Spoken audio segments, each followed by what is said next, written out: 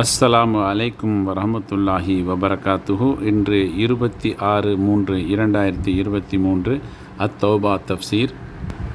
அவுது பில்லாஹி மினஷ் ஷைத்தானிர் ரஜீம். பிஸ்மில்லாஹிர் ரஹ்மானிர் ரஹீம். வசனம் 123, அத்தியாயம் 9 தஃப்சீர். பாரசீக மன்னர் கிஸ்ராவும் கிழக்கு ரோமானிய மன்னர் கைசரும் அவர்களுக்கு கீழ்ப்படிந்தோரும் மண்ணை கவ்வினர். அவ்விரு அரசர்களின் கருவூலங்கள் இறை வழியில் செலவழிக்கப்பட்டன. இவ்வாறு செலவழிக்கப்படும் என்று அல்லாஹுவின் தூதர் ஸல்லல்லாஹு அலைஹி வஸல்லம் அவர்கள் முன் அறிவிப்பு செய்திருந்தார்கள். இந்த வெற்றியானது அபூபக்கர் ரலியல்லாஹு அவர்களுக்கு பின்னால் உமர் பின் அல் ஹத்தாப் ரலியல்லாஹு அவர்களது கரத்தால் முழுமையடைந்தது. அபூபக்கர் ரலியல்லாஹு அவர்களால் முன்மொழியப்பட்டவராகவும் அவர்கள் காலத்து ஆலோசகராகவும் உமர் ரலியல்லாஹு அவர்கள் இருந்தார்கள். உமர் ரலியல்லாஹு அவர்களை கொண்டு பிடிவாதக்கார இறை மறுப்பாளர்கள் பலரை அல்லாஹ் தோற்கடித்தான். அன்னார் கிழக்கிலும் மேற்கிலும் பல நாடுகளை கைப்பற்றினார்கள். உமர் ரலியல்லாஹு அவர்களின் இறப்புக்கு பின்னர் நபி தோழர்களில் முஹாஜிர்கள், அன்சாரிகள் ஆகிய அனைவரும் சேர்ந்து உஸ்மான் பின் அஃபான் ரலியல்லாஹு அவர்கள் கலீஃபாவாக வர வேண்டும் என ஒருமனதாக தீர்மானித்தார்கள்.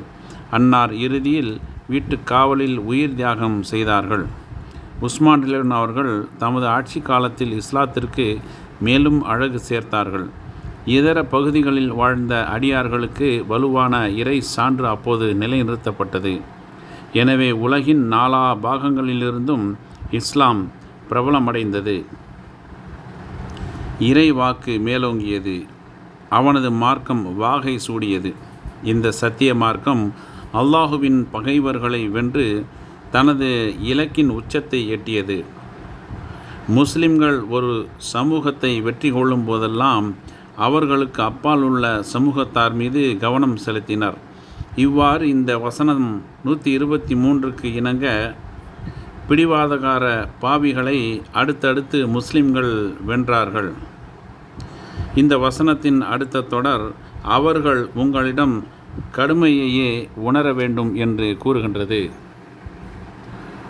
அதாவது இறை நம்பிக்கையாளர்களே, நீங்கள் இறை மறுப்பாளர்களுடன் அறப்போர் புரியும் போது அவர்கள் மீதான கடுமையை அவர்கள் உங்களிடம் காண வேண்டும். ஏனெனில் இறை நம்பிக்கை கொண்ட கொள்கை சகோதரரிடம் மென்மையாகவும் ஏக இறையை மறுக்கும் பகைவரிடம் போர் சூழலில் வன்மையாகவும் இருப்பவரே நிறைவான இறை நம்பிக்கையாளராவார். பின்வரும் இறை வசனங்கள் இதையே குறிப்பிடுகின்றன. இறை நம்பிக்கை கொண்ட அவர்கள் இறை நம்பிக்கை கொண்டோரிடம் பணிவு மிக்கவர்களாகவும் இறை மறுப்பாளர்களிடம் கண்டிப்பானவர்களாகவும் இருப்பார்கள். முஹம்மது அல்லாஹ்வின் தூதர் ஸல்லல்லாஹு அலைஹி வஸல்லம் ஆவார். அவருடன் இருப்போர் இறை மறுப்பாளர்களிடம் கண்டிப்பானவர்களாகவும் தமக்கிடையே அன்பானவர்களாகவும் இருப்பார்கள். நபியே, இறை மறுப்பாளர்களுடனும் நயவஞ்சகர்களுடனும் அறப்போர் புரிவீராக. அவர்களிடம் கண்டிப்புடன் நடந்து கொள்வீராக. ஒரு ஹதீஸில், நான் பிறருக்கு மகிழ்ச்சியூட்டுபவனும் போர்க்குணம் மிக்கவனும் ஆவேன் என்று அல்லாஹ்வின் தூதர் ஸல்லல்லாஹு அலைஹி வஸல்லம் அவர்கள் கூறியதாக வந்துள்ளது. அதாவது நபி அவர்கள் தம் நண்பரின் முகத்தில் மலர்ச்சியை ஏற்படுத்துவார்கள், பகைவனின் தலையை வீழ்த்துவார்கள். அடுத்த தொடர் நிச்சயமாக அல்லாஹ் இறை அச்சமுடையோருடன் இருக்கின்றான் என்பதை புரிந்து கொள்ளுங்கள் என்று தெரிவிக்கின்றது. அதாவது இறை நம்பிக்கையாளர்களே, நீங்கள் ஏக இறை மறுப்பாளர்களுடன் அறப்போர் புரியுங்கள். அல்லாஹுவையே முழுமையாக சார்ந்திருங்கள். நீங்கள் அல்லாஹுவை அஞ்சி அவனுக்கு கீழ்ப்படிந்தால் அவன் உங்களுடன் இருப்பான் என்பதை புரிந்து கொள்ளுங்கள்.